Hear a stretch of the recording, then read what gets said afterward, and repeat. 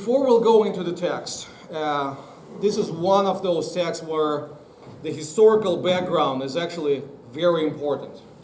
What do we know about Amos as a person? Some of what we know about him actually will be discovered in our text today. And if you need the Bibles, we have some Bibles over there. Can somebody bring people's Bible? Yeah. Very important in our timeline that I very often draw here. We do not need to go even too far. So this is our time. This is our cross.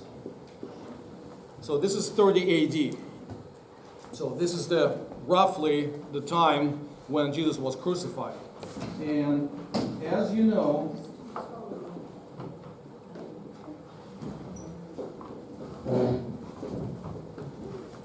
in year 2000 BC, we have temple built. Okay? Roughly in the middle, in 586, we have temple destroyed. Okay? But the times that we are talking about are actually in between here. And there is one more important date, 722, and that's where Samaria falls. Okay? What is Samaria? Samaria is the capital of northern kingdom. So what happened is, after Solomon, after he built the temple, his son Rehoboam was approached by elders of 10 northern tribes. Okay, as you remember, in Israel there are 12 main tribes. So representatives of other northern tribes came to him and said, we understand that in the previous years we had to supply government with lots of increased taxes for the building of the temple. And we totally respect it, we support it, that was a great idea, we have a temple now, therefore, can you lower our taxes? Okay? To make story short, he had two groups of consultants, two group of advisors. One were older guys who used to be with his dad, with Solomon, and what they told him is, if you will actually help them now, if you will kind of lower your expectations from people now, if you can make your government much more approachable, then probably they will serve you faithfully for long, long times. Then the other guys whom he consulted with were his friends who grew up with him in the palace, and they said, no, you have to make sure that people see you, that you are a tough guy, you are the guy who can rule basically with an iron fist and stuff like that. So what he told to the ambassadors from northern tribes is, actually, my father squeezed that much from you, I will squeeze even more. So instead of having one happy family, those 10 tribes said, bye, we are leaving, and they departed. So what we ended up with, let me see, no, it's still not prepared. So what we ended up with is, instead of one kingdom that had influence from Ethiopia to India under Solomon, let me draw a somewhat reasonably reliable map. Okay, so this is our Lake of Galilee, Jordan, Dead Sea, this is Mediterranean Sea. And if you go, the Nile goes here. So the Ethiopia is here, roughly. Of course, it's not ideally here, but like somewhere over here.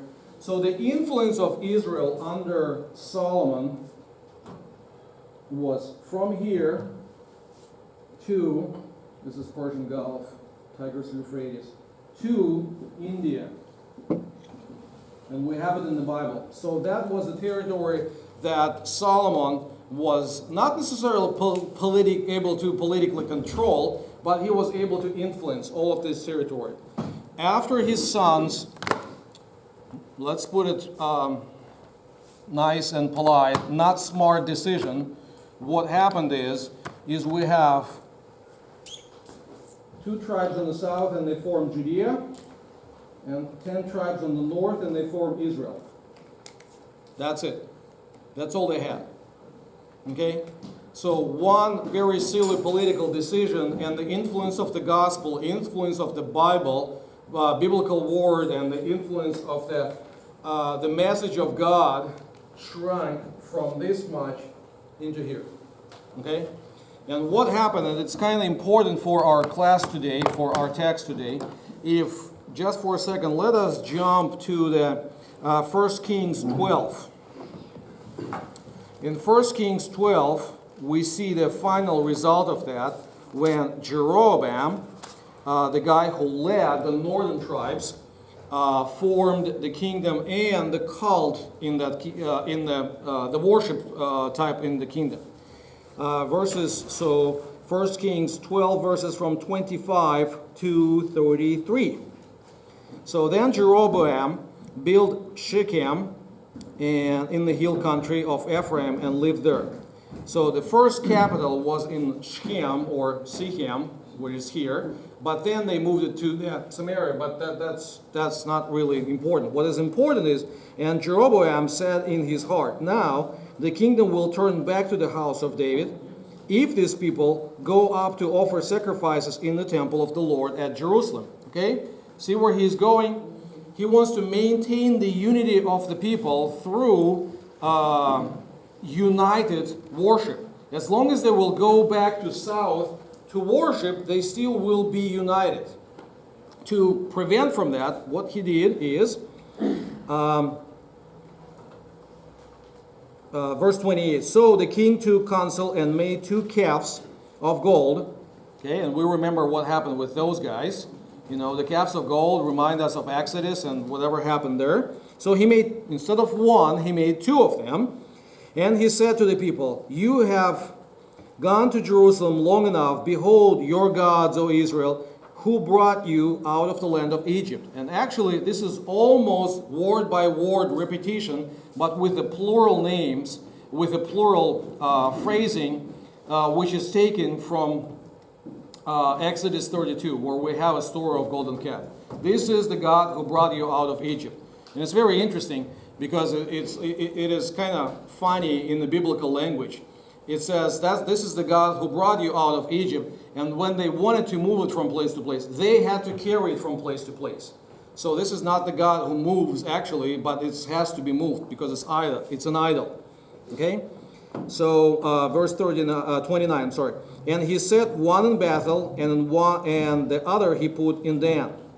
See, for us who are reading here, you know, in 21st century in the central coast of California, it probably doesn't make any much sense, but I will help you with that.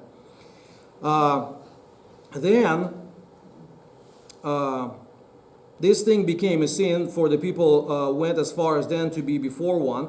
He also made temples on high places and appointed priests from among all the people, who were not the Levites. And Jeroboam appointed the feast of 15th day of 8th month, like the feast that was in Judah. And he offered sacrifices on the altar, and he did at Bethel sacrificing to the calves that he made. And he placed in Bethel priests of the high places that he made. He went up to the altar and that he made in Bethel, and on the 15th day of 8th month, in the month that he had devised from his own heart. And he instructed a feast for the people of Israel and went up to the altar and make offering. So we have 3 things. One thing is he forms the false worship with false gods in the false place. He also puts wrong people into the priesthood. And he forms his own liturgical calendar. Okay? And these 3 things are very important. So where Bethel and where is Dan? So Bethel is the south border between northern kingdom and the south kingdom. This is Bethel. And Dan is here. So he kind of forms the boundaries of the kingdom. You do not need to go more south than Bethel, and you do not need to go more north than Dan. Wherever you live within the northern kingdom, you can worship these golden calf gods, and that's fine. You do not need to have a real priest who would be descendants of Aaron, who would be from the tribe of Levi. He made it very democratic. Anybody can volunteer and, to apply for a job, and he can be a priest. Okay? So he changed that. And also, in real biblical calendar, and you can read about biblical calendar in Leviticus chapter 23. It's one relatively short but very concise and extensive chapter that talks about what kind of feasts should be maintained after Exodus. So one of them was on 15th day of 7th month. Okay? And that's the Feast of Tabernacles, or Feast of Booths, sometimes we call it. For 7 days, people would go outside of their houses and commemorate the Exodus, thinking about some hardships of life, frailties of life, but how God leads people through those things. Instead of that, he changed the calendar. So he changed the place, he changed the priesthood, and he changed the calendar. Altogether, it brought into into work the false worship. Okay. Now, with this in mind, let us go back to the book of Amos. So, in the book of Amos, he was a prophet on the north. Okay, he was over here. And if we begin, the book of Amos begins in chapter 1 and 2 with various very famous oracles against the nations. It is very interestingly structured because he goes passage by passage and he kind of tells that the nations around north will be punished by God for their sins. He begins with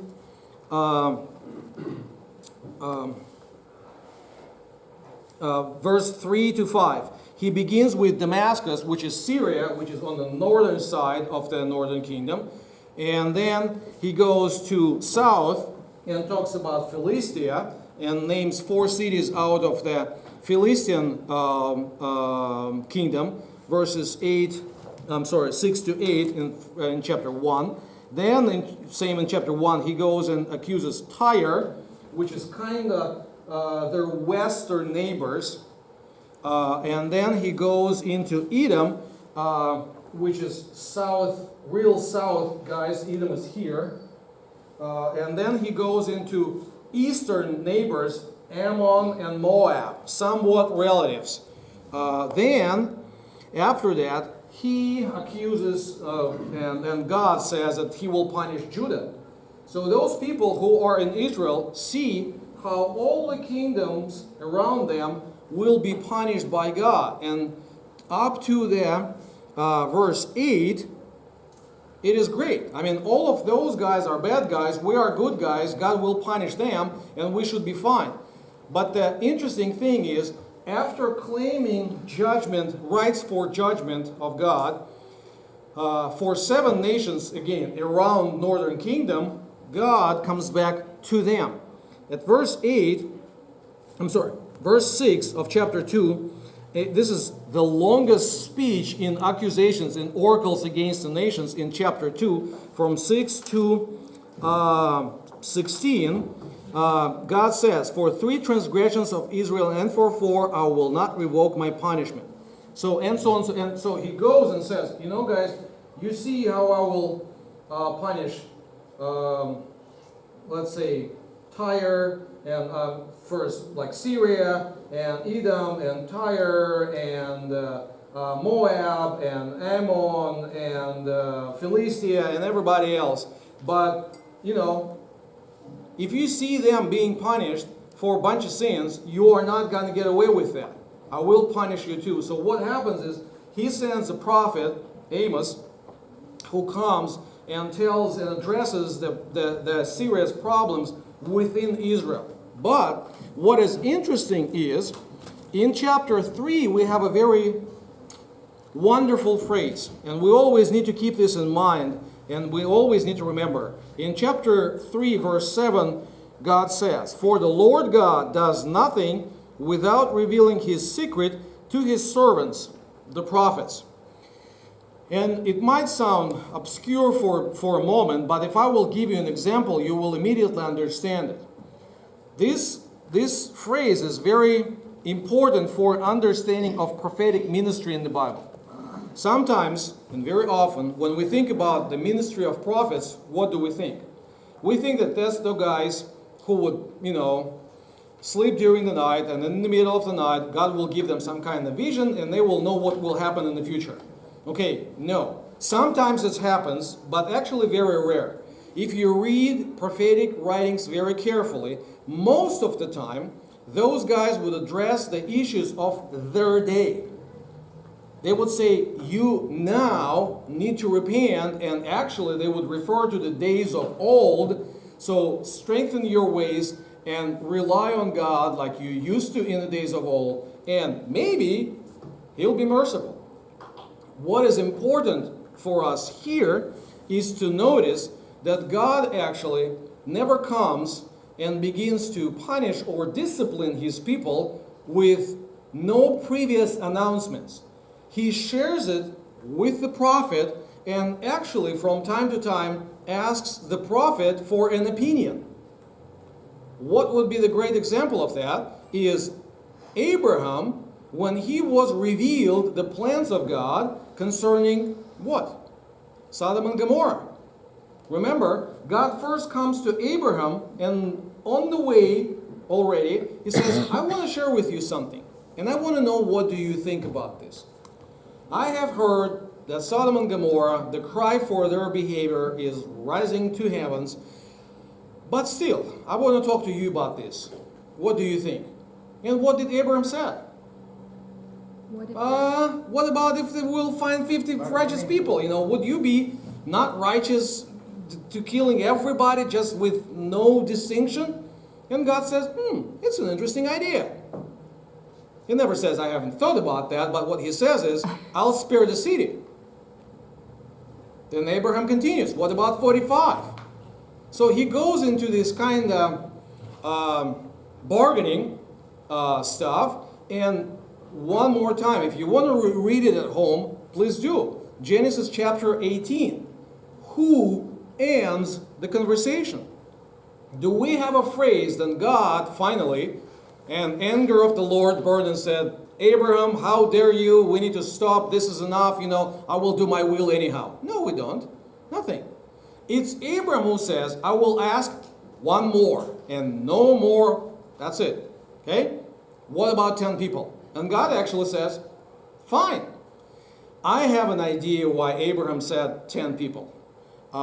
Maybe he hoped that the Lot with his family would be a little bit more evangelical, in the sense they would do more outreach, because technically they had Lot, his wife, 2 of the daughters who would stay within the family, and at least 2, because it's plural, of daughters who would already get married.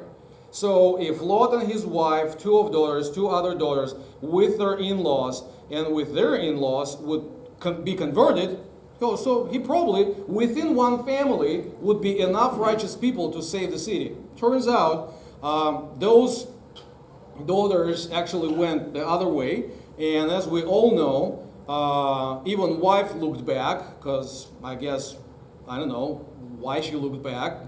Maybe she liked it more, her life there. And even daughters who were saved with Lot, the way they treated their father and the way they obtained their kids is not the real fun story. So that's kind of really interesting story as a whole. But my point is, God reveals His plans to prophets, and very often He wants to hear from the prophet what he thinks. Okay? And we actually have an example of this kind of behavior right in the book of Amos. In chapter 7, so we are slowly but surely coming to our text. Don't worry about this. But in the first part of chapter 7, we have 2 examples where Amos actually steps up and intervenes for the Israel. Let's read it. This is what the Lord showed to me. Behold, he was forming locusts when the later growth was just beginning to sprout. And behold, it was the later growth after the king's mowing. So when they had finished eating the grass of the land, I said, O Lord God, please forgive. How can Jacob stand? He is so small. Now, verse 3. The Lord relented concerning this. It shall not be, said the Lord. So it never happened. First, it was given to Amos in a vision. That's what I planned Amos to do with Jacob. I will send locusts and they will eat basically all the greens. And what happens when you eat all the green harvest? I mean, it's what? Famine. It's famine, exactly. I mean, people have nothing to eat. And Amos intervenes and said, this Jacob is too small, too weak. I mean, that would be probably a better, adjustment for a translation. And God said, okay, I understand. It's not going to happen. So what happens next time? Verse 4. This is what the Lord showed me. Behold, the Lord God was calling for a judgment by fire. And it devoured the great deep and was eating up the land. Then I said, O Lord God, please cease. How can Jacob stand? He is too small. The Lord relented concerning this and said, it also shall not be. So again, the same kind of story, same kind of pattern. God shows to Amos what he plans to do, and then Amos intervenes, and since he is the prophet and his opinion is important, God reconsiders and changes his mind. But then we come to our text. And in our text, in verse 7, there is another vision. It's a third vision. Actually, beginning with chapter 7 till the very end of the book, we have 5 visions. So 2 of them God will change mind on 2 of these visions, but 3 will still come. So, verse 7. This is what he showed me. Behold, the Lord was standing beside a wall built with a plumb line. Okay? And with a plumb line in his hand. And the Lord said to me, Amos, what do you see?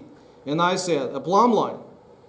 Then the Lord said, behold, I am setting a plumb line in the midst of my people Israel, and I will never again pass by them, or pass over them. The high places of Isaac shall be made desolate, and the sanctuaries of Israel shall be laid waste. And I will rise against the house of Jeroboam with a sword. So, few things about this. First of all, what kind of house, what kind of wall he sees? Most likely, it is a temple court, temple or palace court, because they were together. And we will see that a little bit further when Amaziah addresses him. And, it is not clear, is it house of the king, or it is sanctuary, or most likely what was it? It was something, overlapping, and it was both. The most important thing, what do you use a plumb line for? Bricklaying. Bricklaying.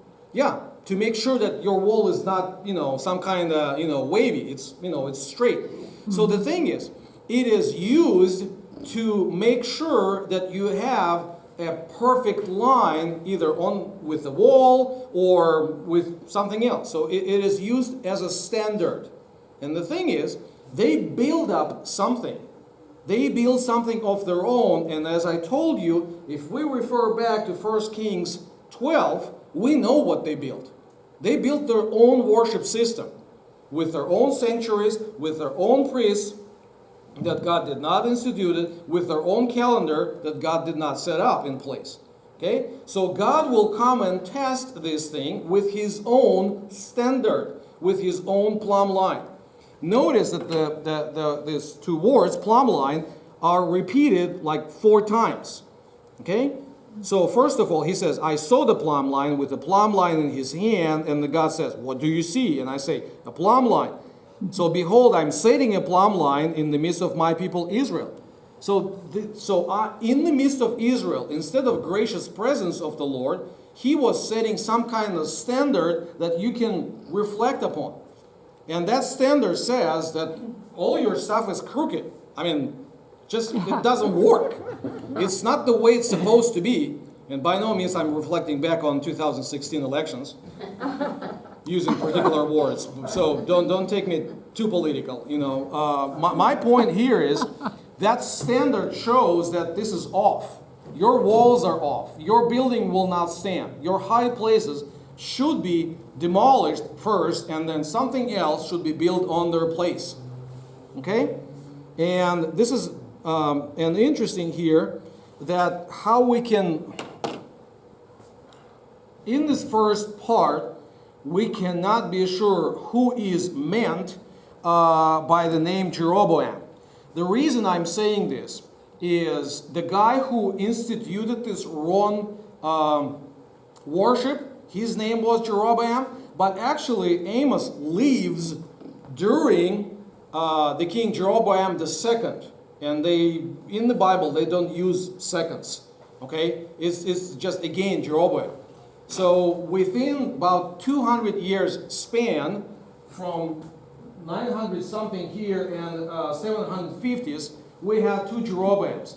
I think, my personal take on that is, in verse 9, in the very end of 9, is, so he will rise against the house of Jeroboam with a sword. It means the first one, the one who instituted this wrong and false worship. And he will address it with, not with the guy personally, but with his house, with those who are his descendants. But what happens after this is then Amaziah, the priest of Bethel. Okay, now when you read it, you understand who our priests of Bethel are. It is not a good guy. It is not the guy who would worship true God in the house of the Lord, in the temple in Jerusalem. That's the guys who would serve golden calf. Okay? So it's a bad guy. Sorry to say. But that guy says, he sends to the king, whose name is Jeroboam, and what he is saying is actually very interesting. He kind of comes with the right interpretation, not repetition, but the right interpretation of what Amos said. If you will read carefully, it's not what Amos said, but it is proper conclusion. So he understood what will happen. He sent to the king, saying, Amos has conspired against you in the midst of the house of Israel. The land is not able to bear his words. For thus Amos has said. So he's still trying to quote him. Okay? Jeroboam shall die by the sword, and Israel must go into exile away from his land. Okay? He never said anything about exile. He said about plumb line, and he said about the house of Jeroboam. He didn't say about the king himself. But it looks like he was able to make a proper interpretational outcome out of this text. So Amaziah said to Amos, O seer, go flee away from the land, to the land of Judah, and eat bread there and prophesy there. Okay, two things here. First of all, he in the good old days, there used to be what is called seers. Okay, that's the guys who would see the visions and then deliver it to the king. But then that ministry was more developed into the ministry of prophets. We have it in the first book of Samuel. Those days they would be called seers, then they would be called prophets. So in a sense, by calling him seer, he is kind of using what I would say derogatory name. Okay, it's like you are stopped by CHP guy, our California Highway Patrol, and instead of addressing him, officer such and such, you say, you cop, it's kind of this kind of stuff. So he kind of tries to put him down in the sense of his social level. And we'll see how Amos addresses that. That's very interesting too. But along with that, what he tells him is, you need to flee. Not only go, not only move, flee. When do people flee from place to place? When their life is in danger, exactly. Okay? You need to run away as fast as you can right now. And if you can find the job of being a prophet over there in Judah, in the south kingdom, that's fine. That's your deal. But here, you are not eating bread, and this is going to end up bad for you. Okay? Why? For it is the king's sanctuary. See, that's what I said. And it is the temple of the kingdom. So they combined two things together. In Jerusalem, it was somewhat united complex, but temple was separate, and on the north of the temple there was another hill. So Zion is where the house of the king was built. Moriah was another hill where the temple was built. So again, with somewhat similar, it was separate, obviously two separate buildings. And the house of the temple was much more glorious than the house of the king. Here, what it looks like, they kind of combined it all together. So they had a state religion, and the main guy who should be in charge of the state religion is, of course, the king.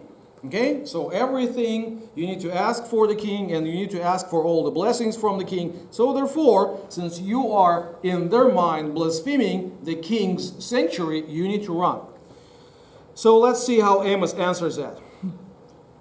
Then Amos answered and said to Amaziah, in my ESV it says, I was no prophet, but what actually he says is, I am not the prophet. Okay? Nor prophet's son, but I was herdsman and the dresser of sycamore figs.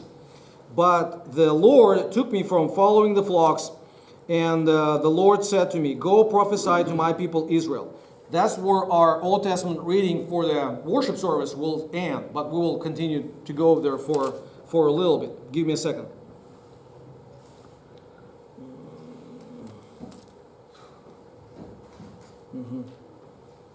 Okay. So the thing is, two important things.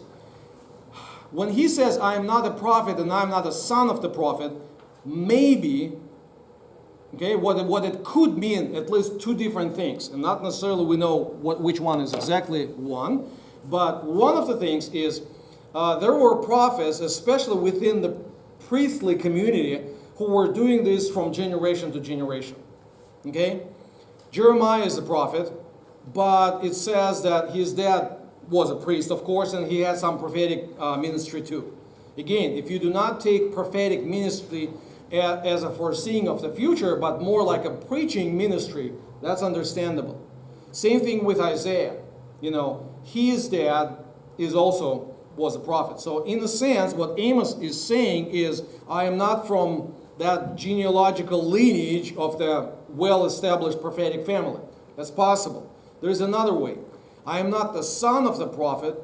It is also possible to take it is I wasn't schooled by prophets. I've never been in our context, I've never graduated from the seminary.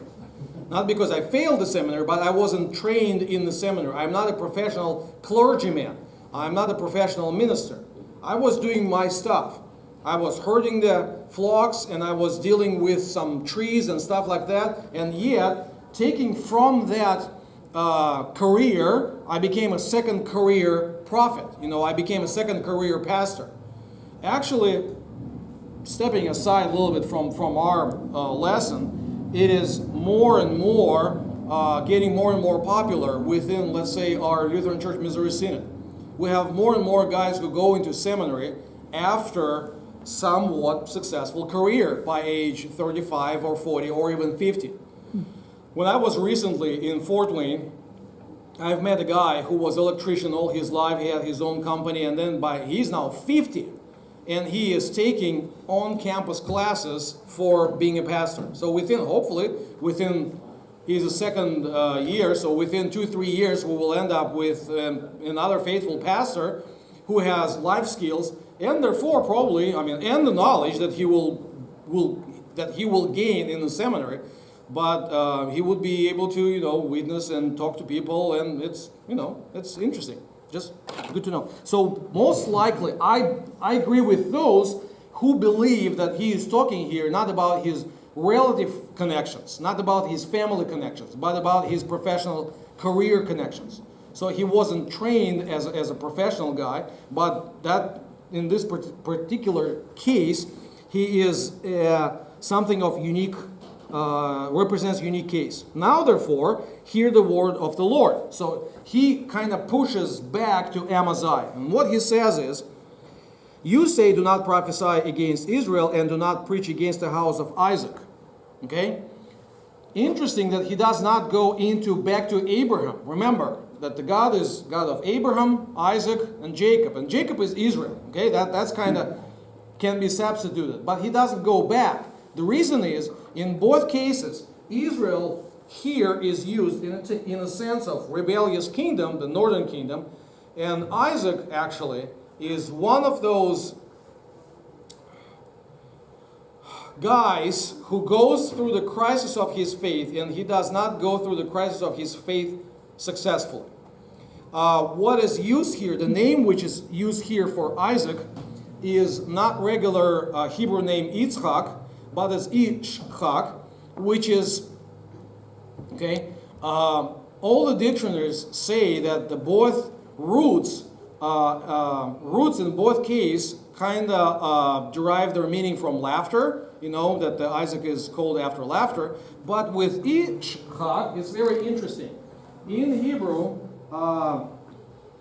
this is letter, and if you have a dot on your left side, it sounds like S.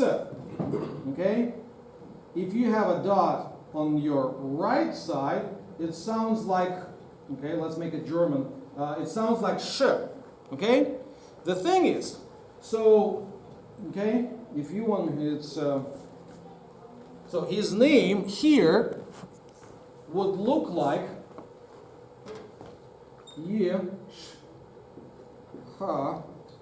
oops, sorry. Like this in your text.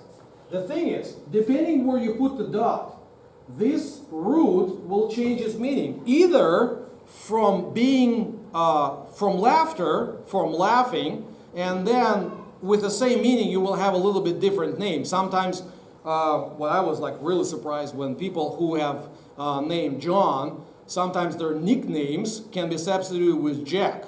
And I was like, wow, how would you linguistically derive Jack out of John? And the good friend of mine, don't worry about this, just call me Jack, I'm fine. Okay? I had two problems with that. One of them is philological. Another one, you know, I was just the beginning kind of into my master classes, and the guy was a doctor in theology with years of teaching and publishing and some stuff like, just call me Jack. You know? Okay, yes sir. Seems disrespectful. You know, yeah, but he, okay, and it's disrespectful to fail him, you know. So I kept calling him, dear Dr. John Elliott, and was like, call me Jack, you know. Okay, whatever. But more fun is, if you have a dot on the right, this root changes its meaning. And this meaning is to destroy. So it's a son of destroyed one. Now think about this. You say, do not prophesy against Israel, and do not preach against the house of destroyed one. Huh. That's interesting. And in about 20 years, that happened. The whole northern kingdom was destroyed, and people were taken into exile. So it's not an apparent, but as we know that the Old Testament text, the Hebrew text, does not have any dots, anything. It's depending how you want to read it, you know. So that's very interesting. So therefore, he continues his speech and he ends it up with this way. Therefore, thus says the Lord, your wife shall be a prostitute in the city, and your sons and your daughters shall fall by the sword. Your land shall be divided up with a measuring or plumb line. You yourself shall die in unclean land, and Israel shall surely go into exile away from its land. Notice that he picks up the theme of exile after what Amaziah has said. Again, Amaziah was able to properly deduct the things from the prophecy of Amos. But Amos did not talk about exile till now. Now, if you want to say that, fine. You will end up, because of what you said, Israel will end up in exile. There is one more important connection with that. We see this kind of behavior in other places in the New Testament. If you'll jump with me really fast, and we'll go back to Amos, but if you'll jump with me to John 11, where after resurrection of Lazarus, Jewish authorities had raised up some kind of meeting, and during this meeting, the Caiaphas, the high priest, says, verse 49, "You know nothing at all, nor you do understand it's better. Is it not better that one man should die for the people, not the whole nation should perish?" So it's the guy who is a high priest, basically, a little bit more than a week prior to crucifixion, prophesying that it is better that one will die for all. And that's what happened with Jesus. Not because he was a disciple of Jesus, but he had an understanding that it's better to sacrifice one guy instead of Romans will come and capture us. Instead of that, what happened? He died for all, and therefore we do not need to go through this death of punishment for sin. You know, so we take it different. So it's very interesting how people who are not necessarily led by God can say something, and this is still true. Now, going back to Amos, a couple comments on the last moment, and then we'll go to the sanctuary. Your wife shall be a prostitute in the city. It does not mean that she will be not necessarily mean that she will be a frivolous woman and everybody will be able to have access to her. Let's put it this way. What most likely it means is because the foreign country will come and they will install their own set of worship, your wife will be a ministress within their temple area. And because many foreign deities were practicing cult prostitutes, that's what will happen. So it's not about her marital relationship also, but this is not the main thing here. Main thing here is the whole land will be occupied by guys who will bring their foreign deities. Okay? And your sons and daughters shall fall by a sword, because there will be invasion, and the land will be divided, and you will die in unclean land. Okay? Two things about this. Unclean land can have two meanings. First of all, you will go into exile, so it's a land of where there is no true God. That's one way. Another way is the idea of unclean land brings us back to Genesis 3. And I've talked about this many times. Because of sin of Adam, cursed is the ground.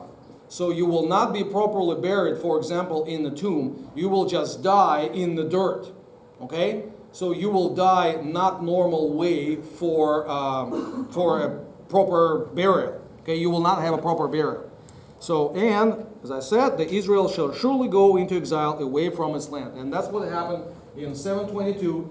Those guys, 10 tribes, were taken into Assyria. Don't miss it with Syria. Okay? So Assyria is, if this is Tigris Euphrates, so Nineveh. So most of them would be taken here, captured and taken here into exile.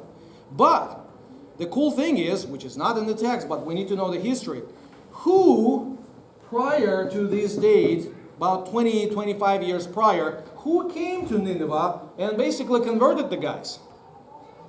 Jonah, exactly. So when those of them who came to exile were still faithful to the Lord, they actually found much more friendlier environment than they expected, because some of the, especially nobility here, converted, and they would treat those exilers in a proper way, in a godly way. Okay, questions or comments?